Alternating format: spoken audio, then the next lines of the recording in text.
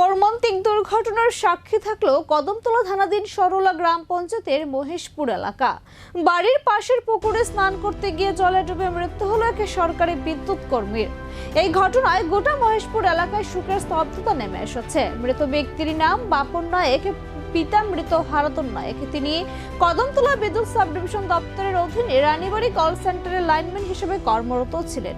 পরিবার ও স্থানীয় সূত্রে জানা গেছে, শনিবার বিকেল 4:30 প্রতিদিনের মতো গতকালও বিকেলের দিকে বাড়ির পুকুরে স্নান করতে যান বাপন বাবু। সন্ধ্যা পেরিয়ে গেলেও তিনি ঘরে না ফেরায় পরিবারের সদস্যরা উদ্বিগ্ন হয়ে পড়েন। দীর্ঘক্ষণ পর তার ভাগিনা বিশাল কর্মকার প্রথম বিষয়টি লক্ষ্য করেন এবং পুকুর থেকে তার অচেতন্য অবস্থায় উদ্ধার করা হয়।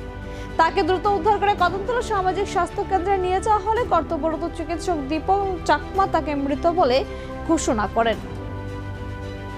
হাসপাতাল থেকে খবর পেয়ে কদমতলা থানার পুলিশ দ্রুত সেখানে পৌঁছায়। গতকাল রাতে মৃতদেহটি ময়নাতদন্তের জন্য মর্গে রাখা হয়েছিল। আজ রবিবার ময়নাতদন্ত সম্পন্ন হওয়ার পর পুলিশ যথাযথ সম্মানের সাথে মৃতদেহটি পরিবারের হাতে তুলে দেয়। তো কালকে 4টা 4:30টার দিকে আমরা তো বাড়ি ঘরে আসলাম না, আর ফাইনালি তো আমি অসুস্থ আসলো আর মনে হচ্ছে তোমার সাইডে তারা নিজের বিচারি একটা আসলো আর সাইডে ছোট মোটো একটা বিচারি আর তাই না গেছে গামছা একটা স্নান করার লেগে একটা গামছা পরানো আছে আর একটা খান্দা আছে আর গামছা গেছে। যাওয়ার পর মানে স্লিপ পাচ্ছেন না, মাথা চুপড় দিয়েছে, মানে পড়িয়েছে নিচে। বাড়ির লোকে আর কেউ দেখছে না, ফুলামাটি বাড়িতে আসলো না, কেউ দেখছে না। এবার আমরা খবর গেছে যে এমনি ঘটনা আমরা বাইছে আবার পরে লোক আমরা গেছি হসপিটাল আবার পরে যা ডাক্তার আমরা ট্রিটমেন্ট করেছি, ডাক্তারের হয়েছে এবার থানা